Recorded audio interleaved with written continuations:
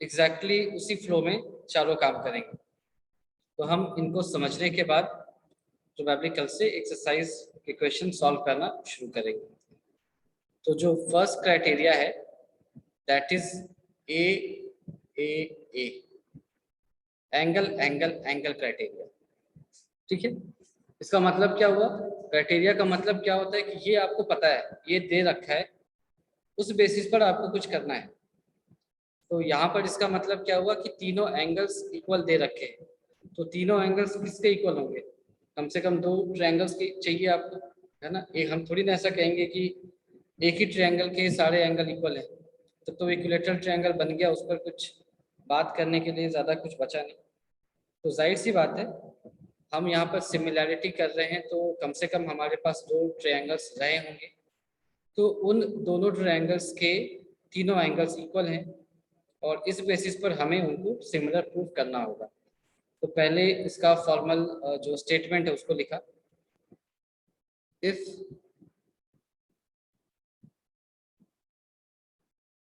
if in any two triangles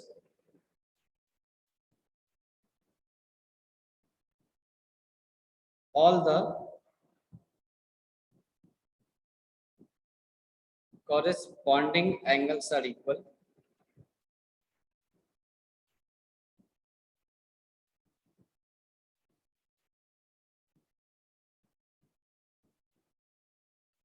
if in any two triangles all the corresponding angles are equal, then their corresponding sides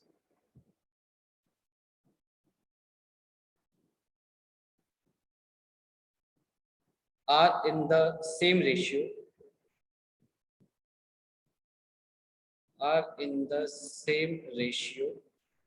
और same ratio के लिए एक word है proportional, उसको भी use करते हैं, तो उसको भी लिख लिया, प्रोपोर्शनल। ठीक है, then their corresponding sides are in the same ratio and hence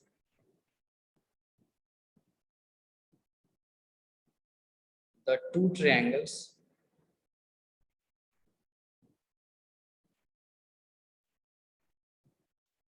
are similar। तो हमने स्टेटमेंट में सारी बातें लिख दी, हमने बता दिया क्लियरली कि हमारे पास दो ट्रायंगल्स हैं, अगर उनके करस्पॉन्डिंग सारे एंगल्स इक्वल हैं then their corresponding sides are in the same ratio and hence the two triangles are similar। क्यों?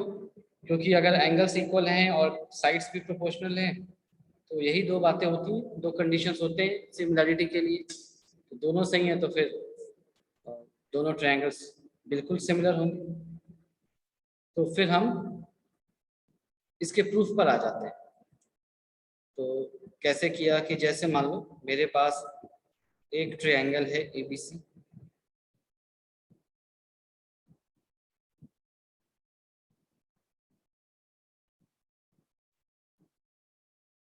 और एक दूसरा ट्रायंगल है जिसका नाम है PQR।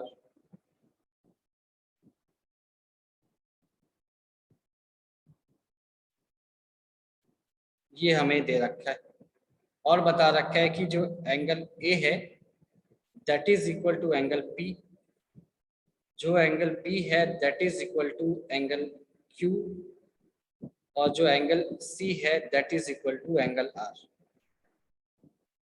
ये हमें बता रखा है एंगल्स इक्वल है, हमें प्रूफ करना है कि उनके जो साइड्स हैं दे आर प्रोपोर्शनल। और अगर ऐसा हम प्रूफ कर पाए तो फिर इन दोनों से जो हम इन्फर करेंगे वो होगा कि दोनों ट्रायंगल सिमिलर होंगे। तो सबसे पहले लिख लिया गिवन क्या है। तो गिवन है angle A is equal to angle P, angle B is equal to angle Q and angle C is equal to angle R। ये दे रखा है। रिक्वायर्ड टू प्रूव आपसे वो क्या मांग रहा है? वो चाहता है कि हम प्रूव करें कि A B by D Q is equal to D C by Q R is equal to A C, मान लो ऐसे सी ए की जगह A C by P R लिख दिया। ये वो हमारे से एक्सपेक्ट कर रहा है कि भाई आप ये प्रूफ कर दो। तो अगर आपको याद हो, है ना, हम यहाँ पे थोड़ा रुकते हैं, सीधे प्रूफ पार्ट में जाने से पहले हम थोड़ा कुछ बातें सोचेंगे और शेयर करेंगे। वो ये है कि आपको याद है कि जो जो थेल्स थ्योरम था, या जो इसको अपन बीपीटी बोलते थे, उसका डेफिनेशन किसी को याद है? या इसको कोई फॉर्मली तो नहीं, मतलब इनफॉर्मली भी बता सकता है कि वो क्या करता था, क्या बताता था? अगर याद है तो जल्दी से बोलो। सर आपकी वॉइस क्लियर नहीं आई, फिर से बोलो। Yes, मैंने sir. बोला कि जब हमने थेल्स थ्योरम पढ़ा था, तो थेल्स थ्योरम का जो स्टेटमेंट था वो क्या था, वो किसी को याद है क्या?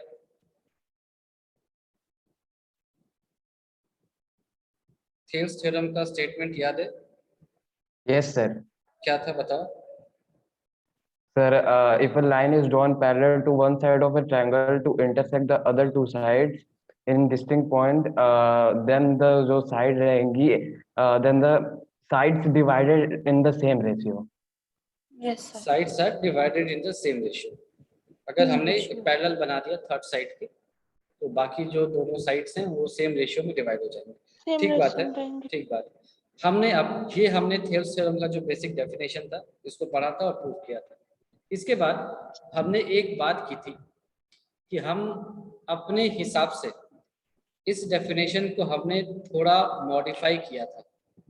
मतलब स्टेटमेंट तो यही है, इस स्टेटमेंट को आधार बना करके हमने आगे कुछ बात की थी और हमने थोड़ा सा मॉडिफाई किया था या कुछ ऐड किया था अपने हिसाब से थेल्स थ्योरम को। वो किसी को याद है क्या? वो किसी को याद है तो जल्दी से बता दो।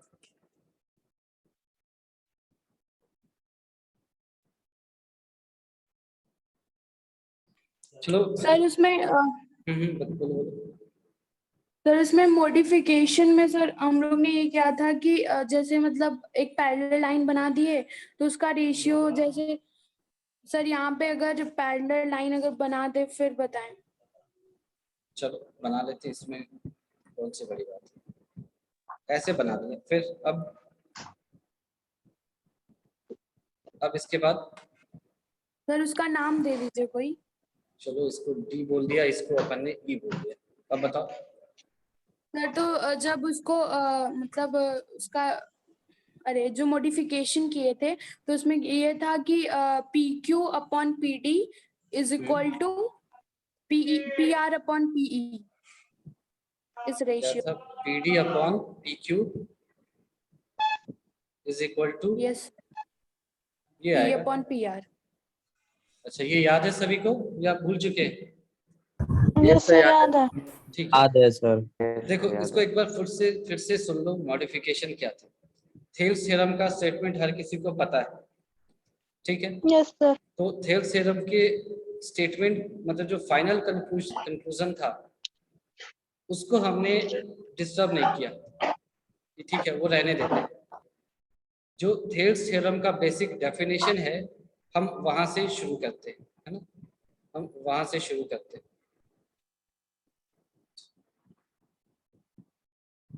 वो क्या है कि हमने बोला कि डीई को, मतलब थेल्स ने बोला कि डीई को बनाओ पैरेलल टू क्यूआर। हमने इस बात को ऐसे कहा, इसका मतलब है कि angle D is equal to angle Q हो जाएगा and angle E is equal to angle R हो जाएगा। हमने इस बात को ऐसे कहा। हमने पैरेलल बनाने Yes, की sir. बात को ध्यान नहीं दिया। हमने कहा कि नहीं हम ऐसे नहीं बोल रहे, हम ऐसे बोल रहे हैं, ये भी ठीक है। फिर उसके बाद जो थेल्स ने बातें कही हमने उस पर भी ध्यान नहीं दिया। हमने कहा कि इसका मतलब है कि मेरे पास दो ट्रायंगल्स हैं P D E and P Q R, और इन दोनों ट्रायंगल्स के एंगल्स क्या हैं? इक्वल। समझ में आ गई बात?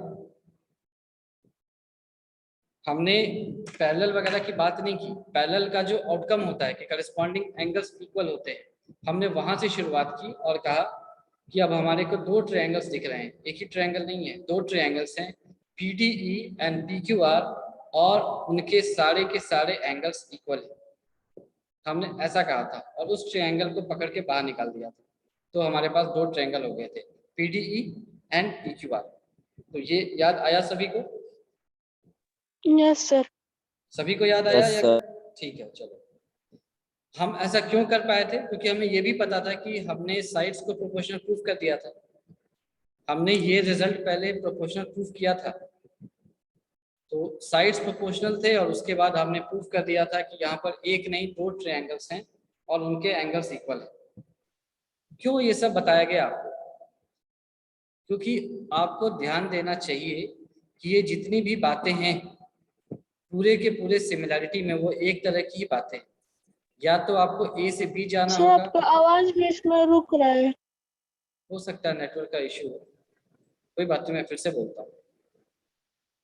मैंने बोला कि इस पूरे चैप्टर में आपको यही ध्यान देना होगा कि या तो हम A से B की ओर जा रहे हैं या B से A की ओर जा रहे हैं। तो अगर आपको एक चीज पता है तो दूसरा वहां से अपने आप निकल आएगा। मैं कहना क्या चाहता हूँ आपको एक सेकंड में बताता हूँ। पहले एज इट इज जो डायग्राम था उसको पूरा कर। तो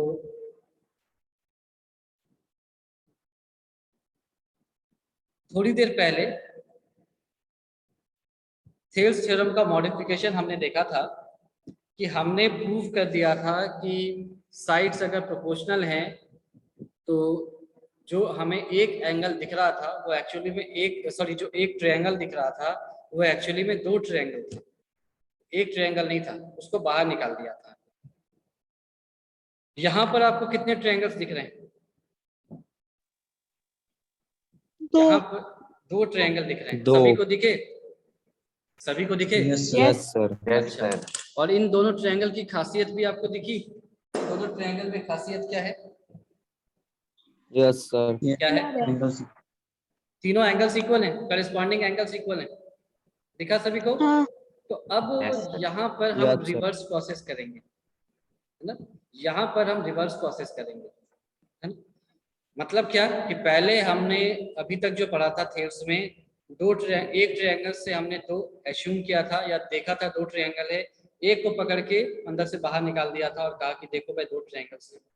यहाँ पर वो कह रहा है ऑलरेडी कि भाई दो ट्रायंगल्स हैं, तो हम कोशिश करेंगे कि इस ट्रायंगल को अंदर जाकर के कहीं एडजस्ट कर दें और ये प्रूव कर दें कि या ऐसा देखने की नहीं ये दो ट्रायंगल्स नहीं है, ये एक ही ट्रायंगल था, एग्जैक्टली रिवर्स डायरेक्शन में।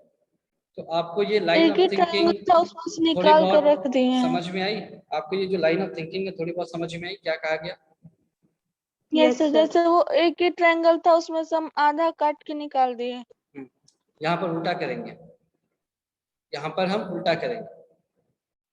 तो और इसी में नहीं, जितने भी सिमिलैरिटी के क्राइटेरियाज होते हैं हम सभी में ऐसा ही करते हैं, सभी में उल्टा ही करते हैं, और कोई ऑप्शन नहीं होता हमारे पास, सभी में उल्टा करते हैं। ये आपको समझ में आना चाहिए। उल्टा कैसे कर सकते हैं? जैसे मैं कहूँ कि इस ट्रायंगल को मैं अंदर एडजस्ट करना चाहता हूँ, बिल्कुल एडजस्ट करना चाहता हूँ, तो आपको ये समझ में आ जाएगा कि मैंने अगर पॉइंट ए को पॉइंट पी से कोइंसाइड कराया, क्यों? क्योंकि एंगल ए एंगल पी के बराबर है, तो इन दोनों एंगल को एक के ऊपर एक रखा, तो जो ए बी है वो पी क्यू के ऊपर ही लाई करेगा और जो ए सी है वो पी आर के ऊपर ही लाई करेगा, कहीं और लाई नहीं करेगा। ये आपको समझ में आ रहा है? क्यों? क्योंकि Yes. एंगल ए और एंगल बी बराबर है, तो एंगल ए जितना फैल सकता है उतना ही जाएगा जितना कि एंगल बी अपने आप को स्ट्रेच कर सकता था।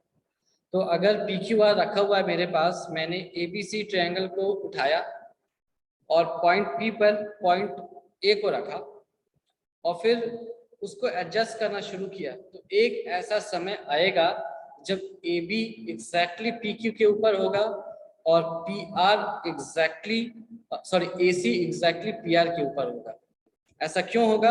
क्योंकि जो एंगल P का जो स्ट्रेच है वो एग्जैक्टली उतना ही है जितना कि एंगल ए का स्ट्रेच है। ये दिया हुआ है angle P is equal to angle. तो ये बात आपको समझ में आ गई या इसमें कोई कंफ्यूजन है? Yes sir.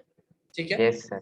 आपको। Yes, sir. अच्छा, प्रॉब्लम क्या आएगा, एंगल बी जो है वो एंगल क्यू के बराबर है, एंगल सी एंगल आर के बराबर है। सो फार सो गुड, सब कुछ बहुत अच्छा लग रहा है। ए बी आ गया आपका पी क्यू के ऊपर, ए सी आ गया पी आर के ऊपर। प्रॉब्लम कौन दे सकता है, या प्रॉब्लम तो नहीं कहना चाहिए, किसके लिए हमें काम करना है, B C and Q R के लिए, बीसी के। है ना। अगर यहाँ से आपको ये दिख रहा होगा कि मुझे ये प्रूफ करना है कि बी सी क्यू आर के प्रोपोर्शनल के पैरेलल हो जाए, होना चाहिए, है ना। क्यों होगा अभी तक तो नहीं पता, लेकिन ए बी अगर पी क्यू पे लाई करेगा और ए सी पी आर पे लाई करेगा तो बहुत अच्छा होगा अगर बी सी क्यू आर के पैरेलल हो जाए। आप इसको देख पा रहे हो, बी सी क्यू आर के पैरेलल हो जाए अगर ऐसे, तो चीज़ें बहुत आसान हो जाएंगी, साइड्स प्रोपोर्शनल जैसे दिखाई देने लगेंगे। कुछ आपको दिमाग में समझ में आया ऐसा? मैं अभी सब कुछ हवा में ही बता रहा हूँ, है ना। इसको भी Yes, हम sir. करेंगे, लेकिन आपको सोचना कैसे है वो आपको बताया जा रहा है। थोड़ा बहुत आपको समझ में आया, पूरा नहीं भी तो यस सर। ठीक है। तो सर अगर हम बोलो जी। क्यूआर के ऊपर एक पैरेलल लाइन खींचे, इतना मतलब इस हिसाब से खींचे कि वो बीसी को सेट कर दे तो फिर हो सकता है। हम वही करेंगे लेकिन उल्टी दिशा में, जो तुमने बोला इसका एग्जैक्टली ऑपोजिट करेंगे। तुमने ये कहा ना, तुमने चलो ठीक है, जो सोचा वो मैं सबको बता देता हूँ। अच्छा सोचा। इनका क्या कहना है कि मैं क्यूआर के लाइंस, जो क्यूआर है उसके पैरेलल तो बहुत सारी लाइंस हो सकती है, ये भी उसके पैरेलल है, ये भी उसके पैरेलल है, ये भी उसके पैरेलल है। तो इन सभी पैरेलल लाइंस में से एक ऐसी लाइन जरूर होगी जो बीसी के बराबर हो जाएगी। ऐसा ही कुछ कहा ना, यस एक सर। ऐसी लाइन जरूर आएगी जो बीसी के बराबर हो जाएगी। हम वैसा कर दें तो हमारा काम बन जाएगा, ठीक है। पर हम करेंगे उल्टा, क्यों? क्योंकि यहाँ से अगर ऐसी लाइन बीसी आती है तो फिर हमें ये नहीं पता होगा कि जो पीबी है वो एबी के बराबर है या नहीं है, और जो पीसी या कोई भी नाम दिया, मतलब सी ही रहने दिया, जो पीसी है वो एसी के बराबर है या नहीं है, इसकी गारंटी नहीं रहेगी। ऐसा मैं नहीं कर रहा हूँ कि बिल्कुल भी नहीं हो सकती है, हो सकती है, पर हमको ज्यादा कष्ट होगा। हम इसका उल्टा काम करेंगे। हम किसी भी सर तरह तो से, ऐसा कर सुन लो, सकते हैं। अभी मुझे बोलने दो। हम ऐसा करेंगे कि हम यहाँ पर समहाउ एक लाइन जिसका नाम मैंने एम एन रख दिया, मान लो ये एम एन है, ऐसा एक लाइन बना देंगे M N, such that M N is equal to B C. ये हम कोशिश करेंगे हम ये बना दें, और हम कोशिश करेंगे कि फिर एम एन को parallel to Q R proof कर दें, तो फिर यहाँ से बी सी भी पैरेलल टू क्यू आर आ जाएगा, ठीक है। क्यों आ जाएगा वो आपको बताया जा रहा है। एग्जैक्टली यहीं से आपको सब कुछ समझ नहीं आएगा, क्योंकि हम तो अभी हवा में सारी चीजें कह रहे हैं, पर होपफुली आपको काफी चीजें समझ में आ गई होंगी कि हमें करना क्या यस है सर। एटलीस्ट, है ना। हम अब जीरो लेवल पर नहीं है ना। जब इसको करना शुरू करेंगे तो आपको दिखाई देने लगेगा खुद ही कि क्या कर रहे हैं। और जितने भी तरीके हैं ना, जितने भी क्राइटेरियाज हैं, सब में एक ही काम करना है। इसीलिए हमने इस क्राइटेरिया में सबसे ज़्यादा समय लिया, ऑलमोस्ट 25 मिनट से 20 मिनट सिर्फ डिस्कशन के लिए कि क्या करना है ना। आगे हम अंडरस्टूड होगा हमारा कि हमको तो ऐसे ही करना है। तो चलो फिर अब शुरू करते हैं कंस्ट्रक्शन पार्ट। सारे क्राइटेरियाज में आपको दो काम करना होता है, एक साइड्स को या एंगल्स को इक्वल प्रूफ करना, दूसरा दो ट्रायंगल्स को कॉन्ग्रुएंट प्रूफ करना, है ना। कॉन्ग्रुएंट प्रूफ करना, बिना कॉन्ग्रुएंसी के आप सिमिलैरिटी प्रूफ नहीं कर पाएंगे, है ना। तो पहले तो आपको प्रूफ करना पड़ेगा कि शेप इक्वल है, और उसके बाद साइड्स प्रोपोर्शनल आप प्रूफ कर सकते हो। इसीलिए दोनों चीजों आपको साथ में लेकर चलना पड़ता है, तो ये आप ध्यान रखेंगे। पहला कंस्ट्रक्शन क्या करेंगे, देखो ए बी के बराबर पी क्यू पर एक लाइन कट करेंगे, मान लो उसका नाम दिया हमने पी एम, और ए सी के बराबर पी आर पर एक लाइन कट करेंगे जिसका नाम हमने दिया पी एन, और एम एन को ज्वाइन कर लिया। यानी ए बी किसके बराबर है, पी एम के बराबर है, और AC किसके बराबर है? PN के बराबर है। ठीक, तो इसको लिख लिया कि on PQ draw PM equal to AB and on PN draw PN equal to AC। ऐसे ठीक है, इसमें दिक्कत इसलिए नहीं है क्योंकि AC जो है वो PR पे लाई कर रहा है, AB PQ के पे लाई कर रहा है। We have already discussed. अब प्रूफ पार्ट में आएंगे। और ट्रायंगल ABC और ट्रायंगल PMN को ध्यान से देखो, क्या ये कॉन्ग्रुएंट है? ये कॉन्ग्रुएंट दिख रहे हैं क्या? ABC and Yes, sir. PMN Yes, क्यों? sir. Side angle side side angle side से, साइड से ठीक है, गुड, साइड एंगल साइड से कॉन्ग्रुएंट है। तो अब हम प्रूफ कर लेते हैं यहाँ पर। प्रूफ फिगर्स भी बना दिया। ये है आपका ABC और दूसरा बना दिया यहाँ पर PMN।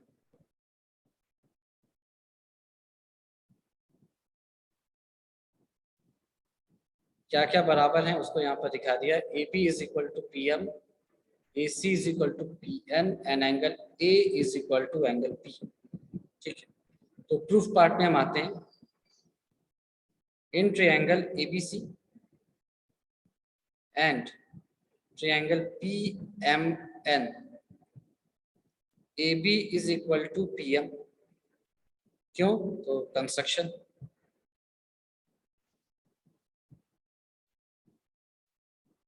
Angle A is equal to angle P। क्यों? ये दे रखा है given.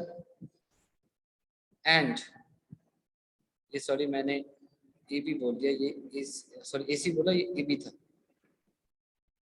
And AC is equal to PN। क्यों? ये भी कंस्ट्रक्शन से। तो इससे क्या होगा? This implies triangle ABC will be congruent to triangle PMN PMN side angle side से। ठीक है, हम क्यों कॉन्ग्रुएंसी प्रूफ करते हैं आपको ऑलरेडी बताया। पहले तो ये प्रूफ करो कि भाई जो जिस ट्रायंगल को आप अंदर लेकर के जा रहे हो ना, और जो आपने बाहर छोड़ रखा है, वो दोनों ट्रायंगल्स कॉन्ग्रुएंट है। पहले तो ये प्रूफ करो, और उसके बाद आप जो अंदर में जो ट्रायंगल्स हैं उनको सिमिलर प्रूफ करके समहाउ मैनेज प्रूफ कर दो कि उनके साइड्स प्रोपोर्शनल हो, ऐसा कर दो। तो यहाँ तक मेरे ख्याल से सब कुछ समझ में आ गया होगा। अगर Yes, sir. ऐसा है, अगर ऐसा है तो क्या क्या हम लिख सकते हैं? This implies Sir, angle B is equal to angle M और angle C is equal to angle N और और BC is equal to MN। BC is equal to MN। ये तीनों बातें सच होंगी। क्यों? CPCT, CPCT से corresponding part of congruent triangles, corresponding part of congruent triangles, corresponding part of congruent triangles। ठीक है, यहाँ तक कोई कंफ्यूजन आपको? No, No, sir. sir. ठीक है, अब आपने बहुत बड़ा काम कर लिया है, शायद आपको रियलाइज नहीं हो रहा होगा। हम फिगर में जाके देखेंगे तो आपको पता चलेगा। एंगल B एंगल M के बराबर है and angle C angle N के बराबर है। तो जो जो आपने प्रूफ किया उसको यहाँ पर देख लो एक बार। आपने ये प्रूफ किया कि जो एंगल B है that is equal to angle M और एंगल C एंगल N के बराबर है। आपने कहा इससे क्या हो गया? इससे ये हो गया कि एंगल B एंगल Q के बराबर था और एंगल C एंगल R के बराबर था। इसका मतलब angle M angle Angle Q Q के बराबर है angle M का yes और sir एंगल N और एंगल M R के बराबर है। yes sir तो क्या ये आपको दिख रहा है कि जो करेस्पॉन्डिंग एंगल्स टाइप हैं, और ये कब होगा? Yes, sir. जब MN पैरेलल टू QR होगा। ये दिख रहा है? ये समझ में आ रहा है?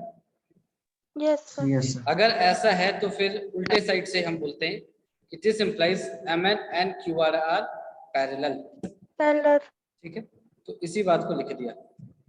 Therefore, angle M is equal to angle Q and angle N is equal to angle R.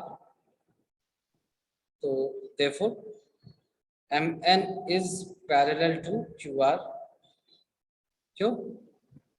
Corresponding angles हैं। तो अगर corresponding angles equal होते हैं तो lines parallel होती हैं, और अगर लाइंस पैरेलल होते हैं तो करस्पॉन्डिंग एंगल्स इक्वल होते हैं। तो ये आपको समझ में आ गया अच्छे से। तो अब देख लो, जो फिगर है उसको फिर से बना लिया। ये है आपका ए, ये है बी, ये है सी, ये है आपका एम और ये है एन। ये आपने प्रूफ कर दिया है पैरेलल। तो देयरफॉर इन ट्रायंगल एबीसी, अब केवल एक ही ट्रायंगल है, उल्टा हो चुका है।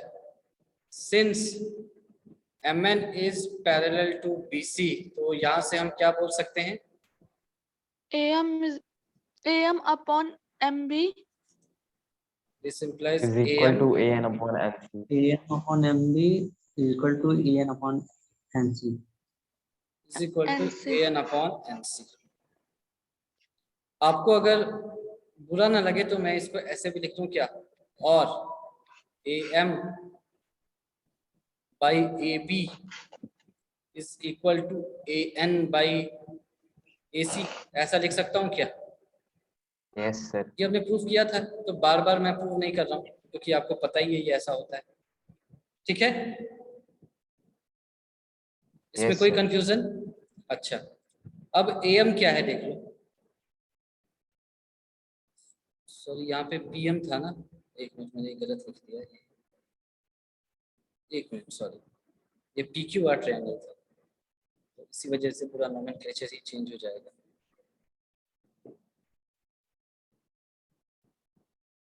पूरे को इरेज कर दिया फिर से।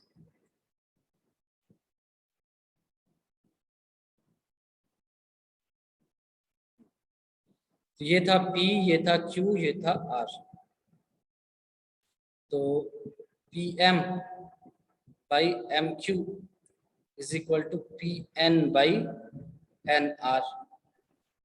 इसको हमने आगे ऐसे लिखा था, इसको मैं ऐसे लिख सकता हूँ, PM by PQ is equal to PN by PR। आपने अग्री किया था कि ये सही है। अब आप देख लो Yes. PM और PN क्या है, तो देख लेते हैं हम ऊपर जाकर के कि PM क्या है, AB के बराबर है, और PN क्या था, AC के बराबर था। तो लिख लो इसकी वैल्यूज। दिस इंप्लाइज PM क्या था, AB by PQ is equal to AC by PR। ये होगा AB बाई PQ और AC बाई PR। सिमिलरली हम is equal to BC by QR भी कर सकते थे। BC की जगह अगर हमने इस तरह से कुछ लिया होता, इस तरह से अगर हम लेते इसको ऐसे करके लेते, PR के पैरेलल या PQ और QR पे अगर हम पॉइंट्स लेते तो थर्ड वाले का भी रिलेशन आ जाता। तो यहाँ से हमने लिख लिया, बस सिमिलरली लिखने की बजाय हमने पूरा ही लिख लिया क्योंकि लॉजिक तो हमें पता ही है। Therefore AB by PQ is equal to BC by QR is equal to AC by PR। Proved. ये सबको समझ में आया ये प्रूफ, या और एक लाइन लिख लिया? यस सर, आ गया। Triangle ABC is similar to triangle PQR, यहाँ पर लिखा। तो ये कैसे किया आपको समझ में आ गया? कोई ऐसी लंबी चौड़ी Yes, बात sir. तो की नहीं हमने। दो ट्रायंगल से एक ट्रायंगल तक पहुंचे।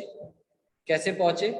जो अंदर, जो हम ट्रायंगल के अंदर जाना चाह रहे हैं, जो पार्ट लिया उसको बाहर वाले ट्रायंगल के कॉन्ग्रुएंट प्रूफ कर दिया, और फिर वहां से ये रिजल्ट हमने डिराइव कर दिया। तो ये सभी को समझ में आया या डाउट है इसमें? बता दो अभी जल्दी से। समझ में आ सर, जो गया? MN is parallel to sir, समझ QR में आ था, गया। हम्म। वो हाँ। बता दीजिए एक बार, वो नहीं समझ। एक मिनट, कहाँ से आया, एक मिनट। हाँ, इसको मैं यहीं पे शॉर्ट में बता देता हूँ। अगर तुम्हारे पास एक ट्रायंगल है एबीसी और तुमने एक लाइन ड्रॉ किया ऐसे X Y such that X Y is parallel to B C, तो क्या एंगल एक्स एंगल बी के बराबर होगा और एंगल वाई एंगल सी के बराबर होगा? Yes sir. ठीक है, क्यों होगा ये तुम बेसिक मैथमेटिक्स से सीख सकते हो। अब इसका रेसिप्रोकल देख लेते हैं हम नीचे।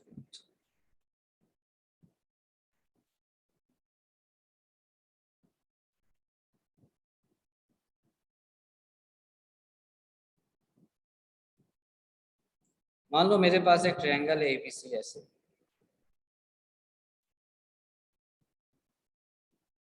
और मैंने यहाँ से एक लाइन बनाया एक्स वाई, इस एंगल को इसके बराबर बोल रहा हूँ, इस एंगल को इसके बराबर बोल रहा हूँ। ये मान लो है थीटा, ये है मान लो अल्फा। तो एंगल एक्स प्लस थीटा की वैल्यू 180 डिग्री। 180 डिग्री। 180। अगर आपको बुरा ना लगे तो एंगल एक्स की जगह एंगल बी प्लस थीटा लिख सकता हूँ। Yes sir. क्यों? क्योंकि आपने ही तो Yes, बोला sir. दोनों एंगल बराबर। तो Yes. अगर दो एंगल्स बराबर हैं, सेम इंटीरियर एंगल्स का सम अगर 180 डिग्री है सेम साइड में, तो क्या लाइंस पैरेलल हो जाएंगी? Yes, तो sir. लाइंस के पैरेलल होने का रीजन क्या होता है? ये theta plus alpha same side में जो इंटीरियर एंगल बनते हैं वो 180 होने चाहिए, यहाँ पर है, इसका मतलब लाइंस पैरेलल है। तो ये समझ में आ गया अच्छे से? Yes, sir. Yes sir.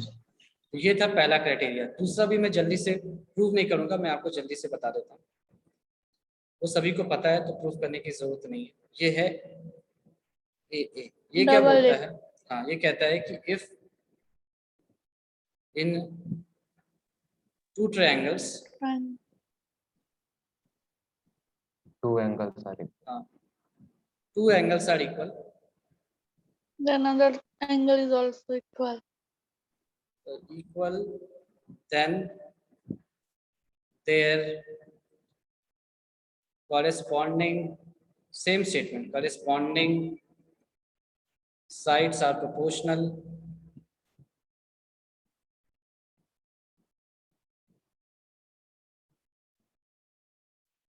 and hence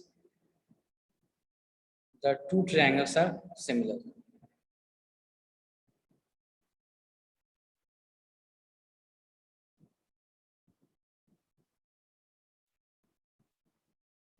तो इसका प्रूफ क्या है? बहुत ही सिंपल। दो एंगल इक्वल हैं तो इसका मतलब तीसरा एंगल भी इक्वल होगा, क्योंकि तीनों का सम 180 है। तो पहले आपने डबल ए को ट्रिपल ए में कन्वर्ट किया और उसके बाद ट्रिपल ए के बाद तो अभी जस्ट हमने उसका प्रूफ देखा, तो एज इट इज उसको कर दिया। तो ये समझ में आ गया अच्छे से? सर हाँ Yes, बोलो। sir. सर कहते जैसे इस वाले में हम लोग को 2 एंगल चाहिए और वो सिमिलर प्रूफ हो जाएगा, और जो अभी फर्स्ट क्राइटेरिया देखे थे उसमें 3 एंगल चाहिए। तो सर फर्स्ट वाले की जरूरत ही कि जब 2 से हो जाएगा तो फिर वो क्राइटेरिया ही वो ऐसे ही है, वो इसलिए क्योंकि वो बेसिक है, वो ताकि उसका स्ट्रक्चर तुमको दिखाई दे कि तीनों एक लाइन पे फॉल कर रहे हैं, उसके बाद इसको यूज कर लिया। इसीलिए आप जब प्रूफ करेंगे तो 2 एंगल काफी होता है। ये तो थ्योरम है, तो for the sake of understanding हम इसको पढ़ते हैं। क्वेश्चन में हम तीसरा एंगल नहीं खोजते अनटिल अनलेस वो मेंशन कर रखा है 2 एंगल है तो हम उसी आगे की बढ़ते हैं। हेल्प से ना होगा। वही मैं कह रहा हूँ कि डबल एंगल को आप ट्रिपल एंगल में कन्वर्ट कर देंगे, 2 एंगल इक्वल है तो तीसरा एंगल भी इक्वल होगा, और ट्रिपल ए का अभी हमने